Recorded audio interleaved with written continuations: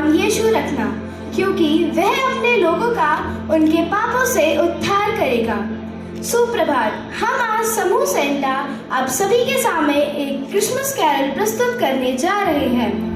मसीह का आशीर्वाद हमेशा रहे आपके साथ।